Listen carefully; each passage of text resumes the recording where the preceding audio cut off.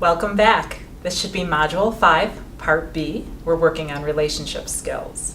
For those of you who are going straight through, we hope you got a chance to stretch a little bit and refresh your mind. And for those of you that are just returning, for getting back into that groove of relationship skills.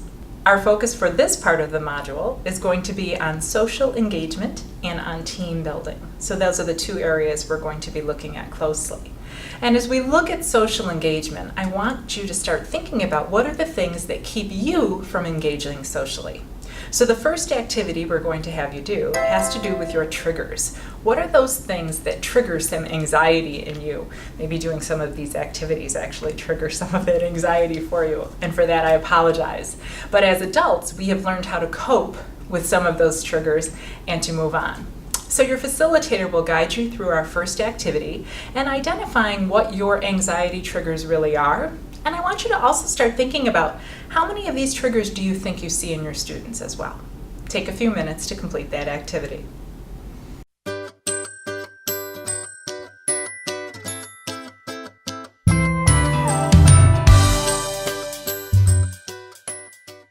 Thank you for participating in that activity. I hope it didn't set off too many triggers for you.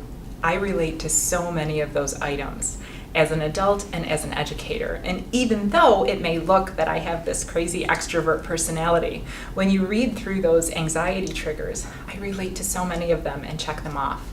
But I've learned so many coping skills that help me get through those situations. So going to those new parties and making small talk and meeting new people instantaneously make me start to feel a little flushed in my heartbeat. But I've learned so many skills in breathing and prepping myself with 3 or 4 questions before I enter the room so that I have something I know at the ready that I can talk about that actually helps me look like I'm a much more comfortable extrovert than I truly am.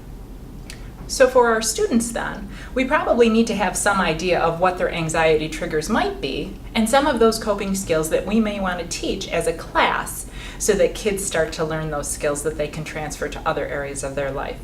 Having said that, let's take a look at those social cues that are necessary as we build relationship skills. And there are actually 4 types of cues that we want to look at. So we are looking at facial expressions and body language, voice, pitch, and tone, and that use of personal space. And we're really starting to think about which of those cues have our students developed at certain ages and which haven't. I think of one kindergarten classroom where a teacher had the students always walk around with a little hula hoop so that they started to learn what a personal boundary should look like. As they sat on the carpet, they sat inside their hoop. As they talked to each other, they tried to keep that distance. In that way, she was teaching them what is appropriate social cue for those close talkers who seem like they want to climb your body when they're little.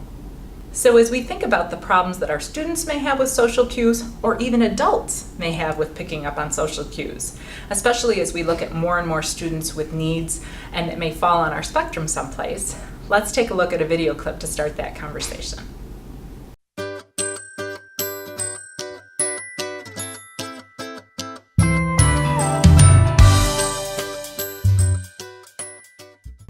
Although we show that video with a little bit of our tongue in our cheek at that extreme situation, I really want you to think about how many kids you know that do have some of those problems picking up on cues. I think about how many of our students spend so much of their face-to-face time looking down at a screen or at a phone, and so they're starting to lose the ability to pick up the nuances of someone's facial expression or the tone that someone's using when they say, "What's wrong?" "Nothing." If they're not actually looking at someone or listening for those cues, they miss so much of that message that's being sent.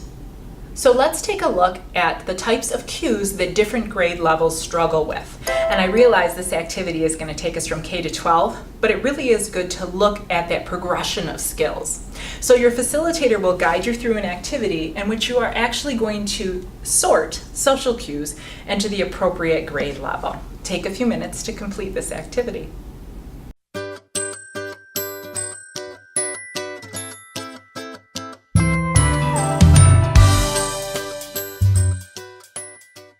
So let's summarize that activity a little bit, and I'm hoping you had some good conversations on some of the patterns, and I realize not all student fits every pattern that you may have seen in that activity. As we look at the elementary school student who doesn't know when to stop talking, or maybe doesn't realize the impact of their words, then we start to look at those lessons that support that student in terms of relationship skills. So going back to self-awareness and being able to identify emotions, social awareness, identifying emotions in others as well, and the impact and the consequence of our words. The middle school student who is just awkward all over the place and may converse awkwardly or not understand when they're making people uncomfortable or have such a fixed mindset or fixed interests that they don't know how to join and lead and cooperate in a conversation. For the high school student who may overreact on any day or who may underreact in any situation. So I may ask my son a simple question, and on one day, I may get a short, clipped, angry answer with stomping up the stairs and a slamming of the door.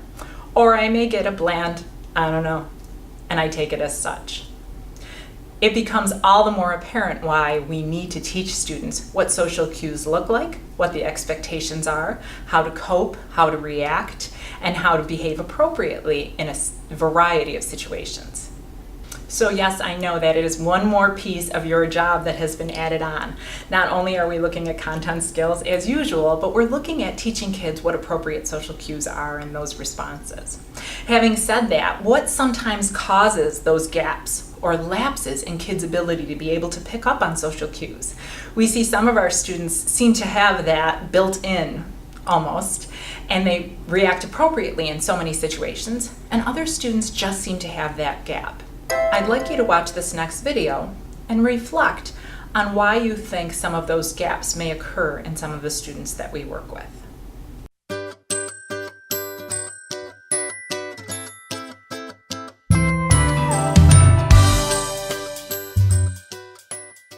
So I have to wonder if that video evoked some emotional response in some of you.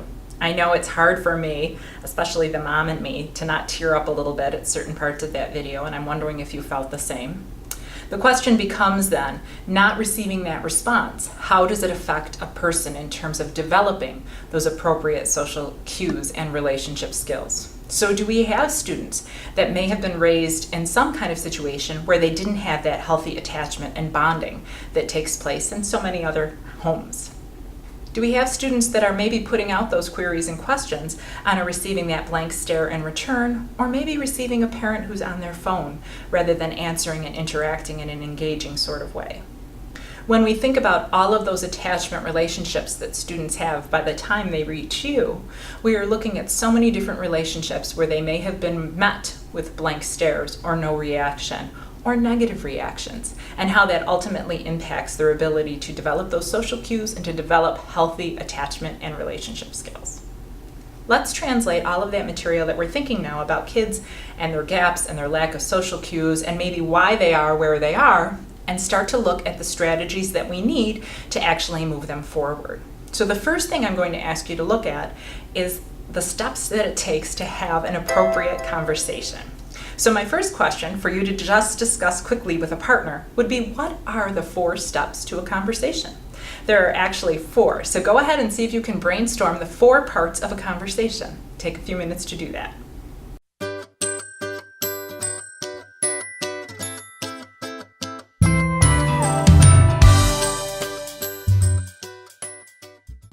All right, so here are the 4 steps that we're actually looking at. We're looking at joining a conversation, starting a conversation, maintaining a conversation appropriately, and ending a conversation without hurt feelings. So if we're really looking at strategies for these 4 parts of a conversation, and in my mind I'm thinking about that awkward 7th grader who struggles to join the group when they're midstream, or I'm looking at maybe that quiet 9th grader who doesn't know how to start the conversation with the people that they're sitting with, especially if they're new to a group. I'm looking at that awkward pause that sometimes happens at the end of a conversation when you don't know how to extricate yourself from that situation. And we want to look at it as a skills-based situation. So what I'm going to have you do is take those 4 steps and really brainstorm the skills that are needed for each part of a conversation. And really think about that. If those are the skills that are needed, how can I teach them to my students? Your facilitator will guide you in this activity so that you can come up with a good bank of skills and maybe some ideas on how you're actually going to teach those skills as well.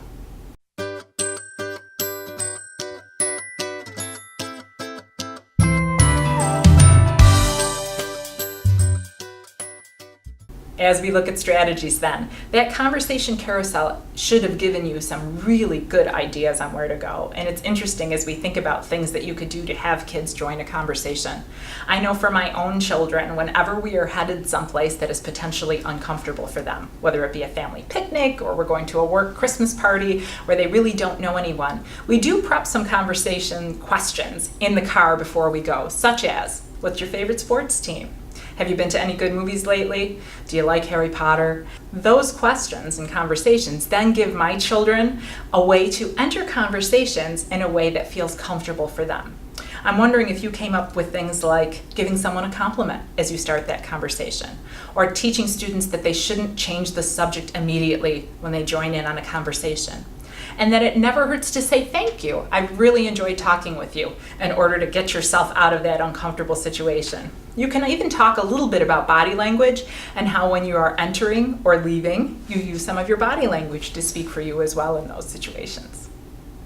As we look at other strategies besides just that conversation carousel, there are different things we can do with our kids to help with that social engagement piece. We are looking at grouping by social skills. So I know many times in my classroom I would group kids academically. So I may pair a higher achiever with a lower achiever. I may put two middles together. I may be looking for a diverse group so that I'm looking to put people of different cultures together. I want you to start thinking about putting people with different social skills together. So if you have someone that is functioning at a very high level with social skills, could they possibly reinforce some of those skills with someone who may not be as high a level? Those are those purposeful groupings that we do with students that no one needs to know how I came about with those groups. We also have an example of a scripted story in the module for you to use. It is probably more of an elementary tool, possibly K-6 tool that you may use with students. There are also games such as Mimikyu, which actually have students match up facial expressions and words so that they practice making different facial expressions. I know it seems funny that you would need to take time to actually practice making facial expressions, but for many of our students who struggle with that relationship skills and picking up on social cues, again, I'm thinking of that Sheldon-like character we looked at in the video, sometimes you need practice on that just as you would need with content. The last example we have for you as a strategy is the number of apps that there are in helping students develop these skills. These apps are used very frequently by speech-language pathologists in order to help students with their speech development, but could be used also very easily for social skills development. And some of the apps are actually adapted for teens and adolescents. So it's not just our first and second graders getting some practice because they need speech help, but it is actually for promoting social development in our students as well. All right, as we move from that social engagement into team building, now that we've built some of those relationship skills, I'm going to ask you to do a little bit of an activity that may make us feel a little uncomfortable. Your facilitator will help guide you through it. Your facilitator should actually split you into 3 groups. You will be completing the same activity, but with some parameters for each group. I will let them guide you through this activity, and hopefully they will also guide you in a discussion of how you felt as each group completed that activity in a different way.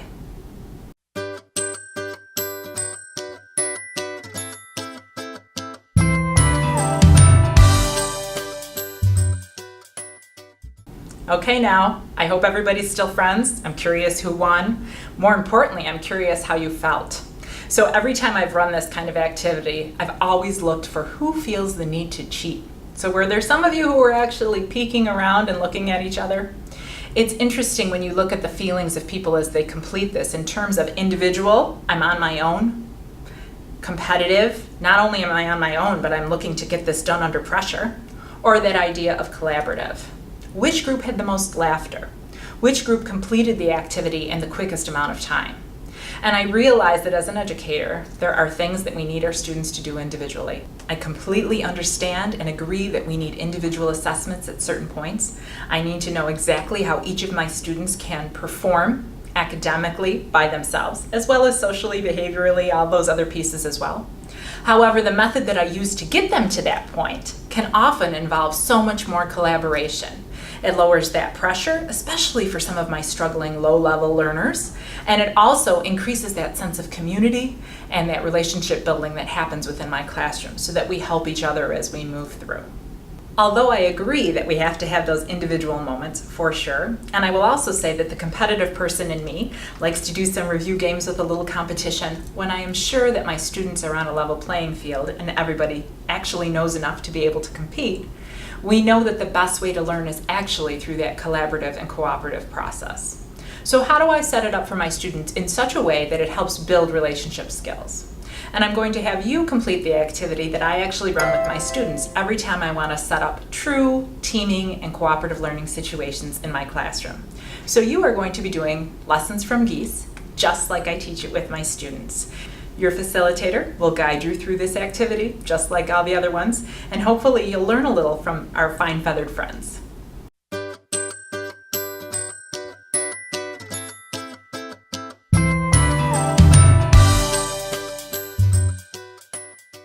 I have to tell you how struck I am every time I read through those lessons and I look at the empathy geese show when they actually nurse that critically injured one or leave them there to die, but stay with it before they go off to join another group as they travel. And I'd love to think that our students could be as kind with each other when somebody is struggling or when somebody's doing well and they need somebody to encourage them and honk them on. When we look at teamwork in industry, because after all, we're actually preparing our students for college and life beyond, we want to look at all of those statistics that support teamwork. So we have slide after slide of how teamwork is actually improved in terms of communication skills. We look at productivity going up 20 to 25%. However, what most people will say is not only teamwork one of the best parts of their job, but it is probably one of the most challenging parts of their job.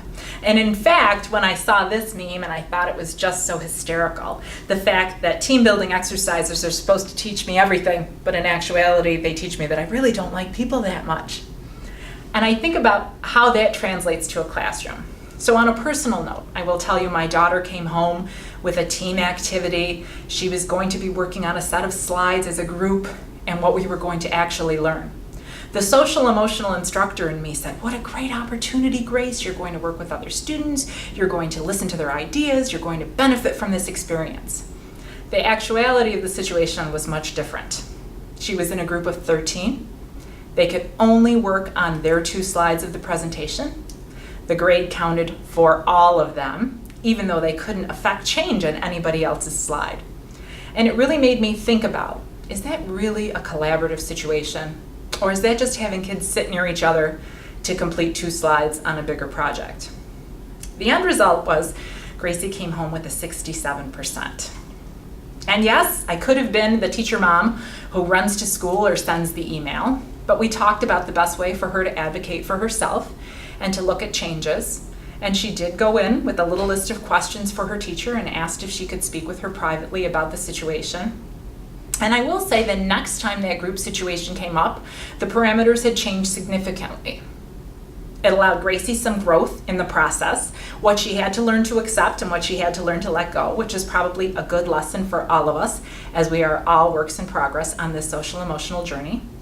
But I think it even gave the teacher a little bit of insight on how some students get that anxiety triggered, back to what we talked about earlier, whenever they have to work in that team.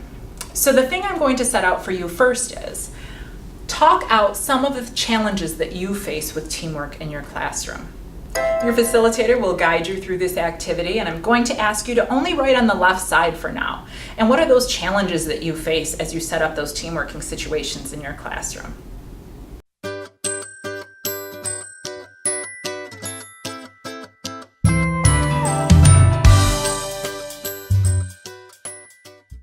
All right, my friends, I did the activity as you did the activity. Here are some of the things that I look at that are always my concerns or things that I think about in terms of challenges with teamwork in a classroom. Again, secondary background, but I think it's pretty applicable across K-12 situations. We're looking at grouping. What size is the right size? We're looking at unequal workload. Does one student take more of the burden than somebody else because they want it or because they feel that they have to take it because no one else is going to do it? We look at expectations. So do you have some students in that group who want the A and some that don't? In my other life, I'm also teaching in an accelerated learning program at a college, and it is group-based. So my students oftentimes are put with other students who are fine getting a B or a C. when some of them really want an A. Now, for some of these same students, the reimbursement cost is also related to that A, B, or C. They actually get more money back if they get an A. That is definitely something we look at in terms of consideration when we put groups together. How would that translate to your classroom for those students that really want to earn an A?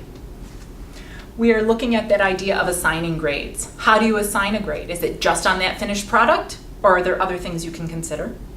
We also have the idea that some of the activities we use to teach kids team building feel forced.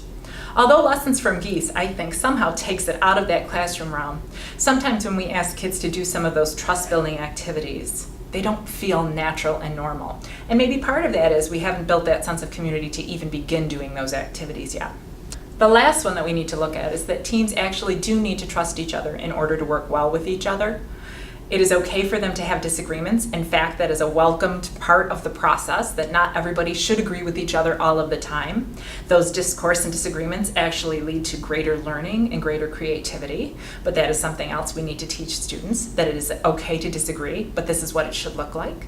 But it is imperative that kids do have that idea of trust within the members of the group.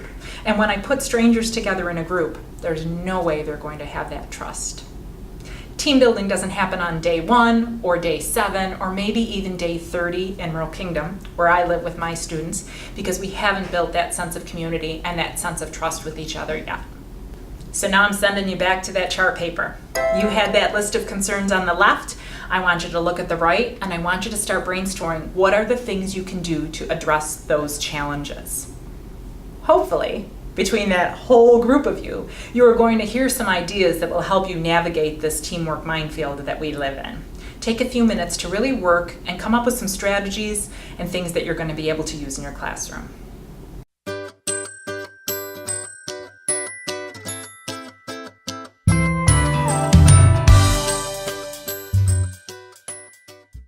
All right, so here's my right side of the paper with things that I'm thinking about. The first one has to do with that idea of grouping, and size matters. So when a group gets too big, it really breaks down that idea of trust and relationship building. So my suggestion for you is 2 to 3. The minute you get into 4, 5, and 6, it is much harder to give individual accountability, which sometimes starts to erode that trust as well. So for me, those magic numbers are 2 and 3. We are looking at grouping kids by expectation. So if you know you have some students that are just going to be so anxious when they don't get that A because of that group work that you're assigning, then let those students work together. Now, that doesn't mean that we want our struggling achievers to not have any life rafts. So how can we really look at grouping and expectations, mix some of our highs with our middles with our lows, and allow all to feel that they're working productively in those team situations? Part of that onus is on you as well to make sure that the tasks that each member of the group is assigned matches their levels. I have to say there are some lessons that are learned when we let kids choose their own groups. It may not be the most productive way of having kids learn how to work in teams, but they really do learn lessons when they choose their own groups and realize, wow, that wasn't a really good choice. I remember the first time my son actually chose a group. Naturally, he picked a group with a girl that he had a big crush on. Unfortunately, those girls in the groups, 4 girls and my son, spent so much more time conversing than they did working on the process, and his grade showed it. But it was a great lesson for him, because afterwards he said, I need to choose differently when it comes to schoolwork. Absolutely. So even those situations, as long as they're those processing pieces afterwards where kids can say, hey, what did your team do well together? What did your team not do so well with? What would you do differently next time? That allows students to learn from the process itself, then you're really creating a good situation for them. The fourth one has to do with individual accountability. I think that is the biggest sticking point for me as a content teacher, is that I want to make sure that every student is responsible for some pieces. I am also one of those high achievers that if I feel like I'm with other high achievers, I'll let them do the work. I'm okay with it. I trust you. You got my grade. So how are you building in individual accountability so that no one can hide? If it is a group of 2 or 3 and you've really delineated the different tasks, then you're sure that everybody is doing a piece of it. Let's look at that concept of grading then. Are you grading just at the end, or are you grading them as they work? So as students are working together in their groups within your classroom, are you going around with a rubric to say, wow, they're using constructive language with each other. They're using good feedback to give each other things. Are they using deadlines? How are they talking to each other? And you actually grade students as they go through the process, not just at that end result. To be honest, if we're looking at this as building social emotional skills, that grade is probably just as important as that content level grade that we're looking at for that end result. And I know I've said it already, but here it is for you in black and white, that group processing at the end is critical. We've used industry when we talked about the importance of teamwork, but I will tell you in industry, there is not any company that doesn't make their teams, after completing a project, sit and actually look at what they did well and what they didn't do well. We know that they may be doing it to look at that bottom line and the money that may have been saved, but it really does result in more creativity for the next project. The last piece that I would suggest to you is to allow for a confidential rating of each other. So for all of my students in this accelerated program, at the end of each project, I allow them to individually and confidentially rate their peers. So they let me know who they think really did the work that they were supposed to do, who may have dropped the ball a little bit, and whether or not they actually resulted in a successful project, not only in terms of that grade, but did they feel emotionally that it was a good experience for them. It's so interesting to see those results come back and how often two members may agree about a third or not. And then you start to wonder, is it a personal issue or not? But they're all moments that I can teach some of those skills that we need moving forward. Also in that program, I have to let you know that when people graduate from the program at the end and we ask them what they feel about that whole team-based learning, so that you're traveling with this team and you're completing projects all the way through, they all say it was the best part of the program and it was the worst part of the program. We learned so much from the process, so please don't get rid of it. We just want you to really think about how can we start that process earlier with our kids at a younger and younger age. All right, so trust and a sense of community is imperative for any type of team building or teamwork projects that you're going to do in your classroom. It's huge. So what are some of the strategies that we can use to build some of those? Again, we're going back to those get to know you activities. We're going back to, does everybody know everybody? Are we greeting everybody by name? Do we have a relationship-centered classroom? Do we feel that sense of community? Maybe we're doing some restorative practice work and using circle processes and things like that to maintain that sense of community. Other things we can look at is cooperative games. There are so many good cooperative games where students are not competing, but actually have to work together in order to accomplish a task. So there may be board games, there may be like Castle Panic or Forbidden Island. You may want to do balloon games while holding hands so that they start to build those moments together as well. We really want to stress that you need to make sure that these games vary in terms of skill building. So not all of them can be cognitive challenges, not all of them can be physical challenges, and really keeping an eye on those emotional challenges for some of our students as well. So holding hands in a circle may set off so many anxiety triggers for me that one really is beyond the scope of what I could handle. But usually at this point in the year, when you're looking at these things, you probably have a good sense of who's going to want to touch or not touch, or will want the cognitive challenge, or may not be able to face that challenge today. All right, so we're heading to the end. What I need you to do is take a look at these 7 things. These all have to do with relationship skills. What I'm going to ask you to do is for each one of them, you are going to rate it a 3, a 2, or a 1. 3 means it's high on your priority list. I really have to look at this one because it evokes the most energy from me in terms of where I want to focus. 2, middle. 1, it's not on my radar yet, and that's fine. Take a few minutes to actually rate these 7, with that 3 being that blinking stoplight saying stop here.